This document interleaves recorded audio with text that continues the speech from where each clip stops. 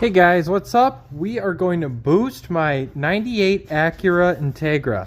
This thing is an absolute beater, pile of trash, Exhibit A, but I want to make it fast. So right here's the eBay turbo kit that I made myself. I saved almost 50% versus buying a pre-made turbo kit, and I got a lot more other parts. You know, it's eBay because it literally says Turbone on the turbo. I'm not even kidding, guys. I bought this Ram exhaust manifold for $61 before tax on eBay. I got all this stuff cheap. It required a lot of scrolling, but if you dig deep in the depths of eBay, you can still find a lot of really cheap junk. And the whole theme of this build is budget. I'm even street tuning it myself. I'm gonna have this whole car built, turboed, for less than $1,000. Hey, it might even be less than the actual price of the car. I bought this car for $275 from my buddy Dalton, and it has been an absolute peach. So I'm gonna show you guys that you could still have a fun, fast car in 2025 for less than $1,000. See, now I got all the parts on the hood for the thumbnail, and now I gotta put them all back, so I'll get right back to you. Yeah, in my house. I'm building at my house because it's warmer in there than here in my shop. 20 degrees in here. As I'm pulling the engine here, I'd really just like to drive home to you guys that are new to the channel how clapped out this thing actually is. Yes, there is holes in the quarter panels there, and yes, I just patched them with license plates, but it gets a lot worse. Not really. And on this side, yeah, it's clapped. So I really want to drive home that this is going to be a turbo beater sleeper. My goal is 325 horsepower.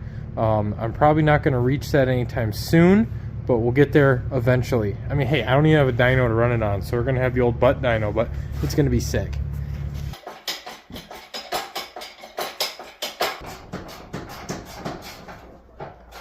Well, a delivery guy just stopped by and saw me working on the Honda here, and he was telling me about how he built DSMs back in California back in '05. Apparently you can GSX drivetrain swap a Dodge Neon. I don't know if he's blowing smoke out his ears, but that's pretty cool. I don't know if I want to touch a DSM, but I wouldn't mind it until it costs me. Well, he also said when he was in the Corps that he was at the Air Force Base when they shot the drag racing scene in the first Fast and Furious. You know what? I'll believe him. Seemed like a pretty wholesome, happy guy. Oh, like a glove.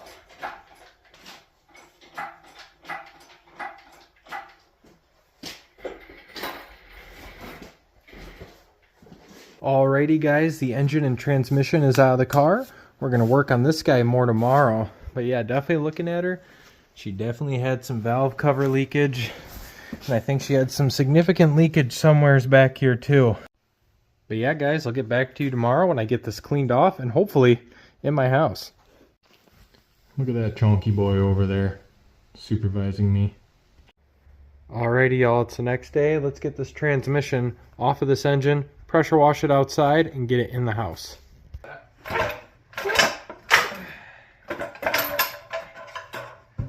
Just a little unscheduled bending.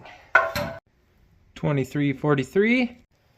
2343. Yep, she's numbers matching.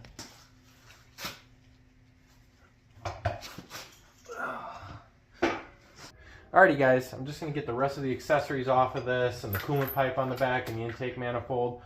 Is this the part where I insert some cheesy lo-fi music?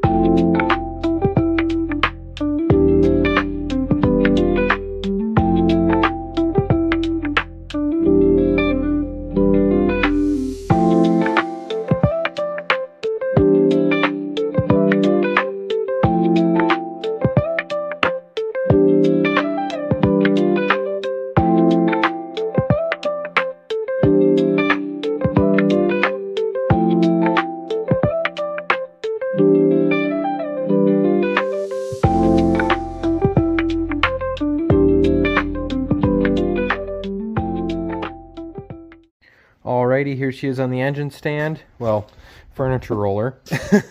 I'm just gonna roll it out to the shop here, jack it up with the crane on my truck, and start pressure washing it. Hi, Buster.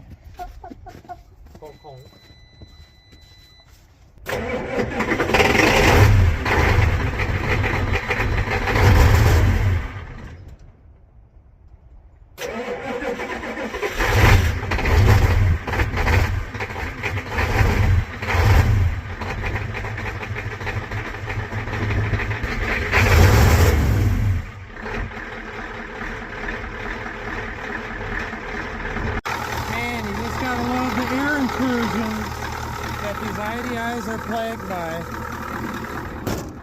We'll get to that when we can.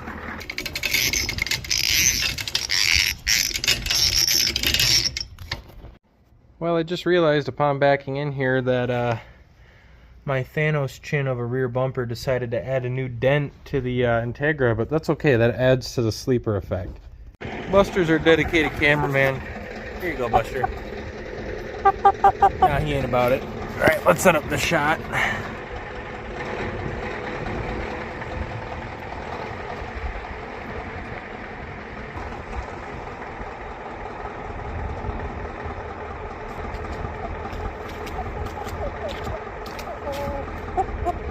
Don't ask why he spray painted black. Just kidding.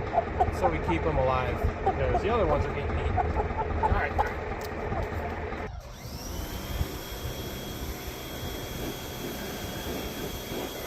Well, this is kind of going according to plan. Well, after some persuading and wiggling, got her through the door. She's in the house. Let's get her all cleaned up and take that cylinder head off, and hopefully I can get that cleaned up tonight. Alrighty, here we are in the house. Gonna pull the cylinder head off, and we'll probably wrap up the video, and then the next video we'll be putting the go fast parts on. So let's get this off. Oh, phone battery's almost dead. Gotta go plug this in. But inside here, it looks pretty clean. I checked the valve cover, it's pretty carboned up, but I got to remove the cams here so I can actually pull the cylinder head, but not too bad, not too bad. None of the cam lobes seem wiped or anything. Some marking, some scoring, like little bits of scoring and whatnot, but by no means is it bad at all.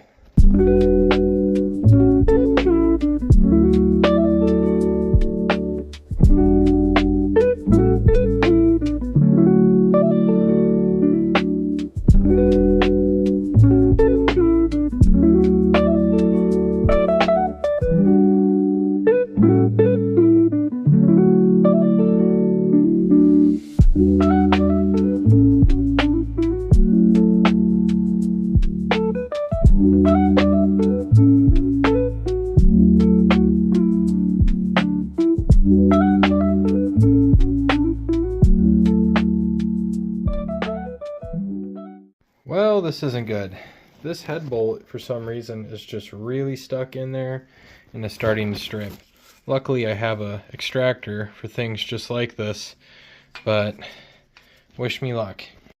Well, I tried every trick in the book and I cannot get it out, so I guess I'm gonna have to bust out the welder tomorrow and lay down some dimes and hope I can get her out that way.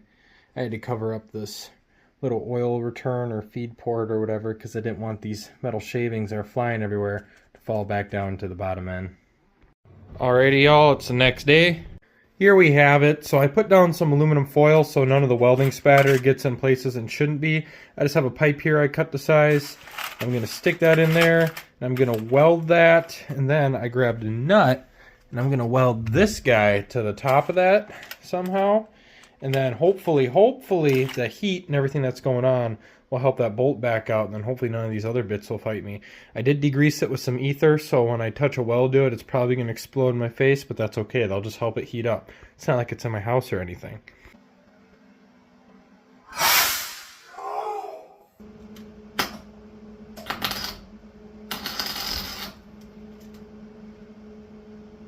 Ether's on fire.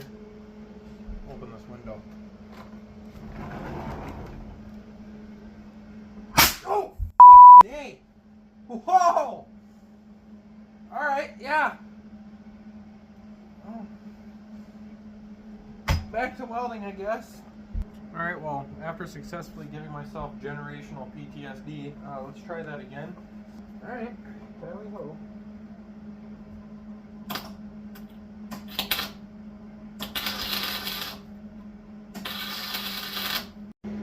Well, look at that, guys. Busted her loose. Moral of the story, don't use an impact on head studs, or bolts in this case. I feel like I should know better, but oh well. We all have our weak moments. Alrighty guys, it's about time to take the cylinder head off. Again, I'm pretty worried I warped the block there, but there was nothing we could do. It's the way it goes. Maybe I'll take it to the machine shop to get resurfaced, but I don't know. I mean, usually I do things right, but the theme of this build is trying to see how much can I get away with. Oh, that came off easy. Yep, that's a bottom end. Take a look underneath there. One thing I am really worried about is that those cylinders, on cylinders 3 right there, I'm worried those springs might have got baked when I was welding. So I'm afraid they're kind of brittle right now, but should I replace them? Yes. Can I? Yes. Will I? Maybe. Yeah, that's an engine block. Coming on in here, you can look in those cylinder walls. Still got cross hatching. This was an original engine, so I think this was 150,000 miles roughly. So she's still a pretty healthy engine, and it's a Honda, so it's definitely got life left in it. Didn't see any cracks between the cylinders or anything bad like that. Of course, these are the PR4 slightly dished pistons, so maybe they'll be more forgiving for boost. Here's the bottom of the cylinder head. Nothing really bad except for a lot of carbon buildup.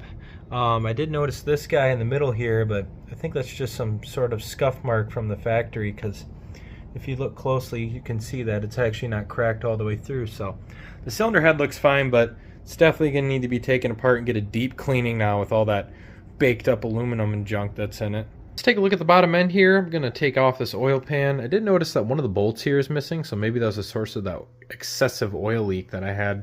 Well, I did find little particulates and whatnot of that aluminum and some chunks in there, so some of that definitely blew down into the oil pan. So I am going to have to pop off the strainer here in this little splash tray and see if there's anything down by the rods. Okay guys, I got the bottom end taken apart here, and in the oil return holes there is some debris and whatnot, so I'm just going to back flush it with some brake clean, and that should be fine. This bottom end's really carboned up, but that's to be expected from a, oh, what year is it, 27-year-old engine. There's a little side-to-side play on these rods, but that's completely normal. No up and down play, so that's what I was looking for. So this bottom end is pretty stout. I trust in it. It would be cool if I could build up the whole bottom end and whatnot, because I got it all out here, but I'm not going to do that. This is supposed to be a budget build. And speaking, I hope this video helps inspire you guys to build some of your beaters out there.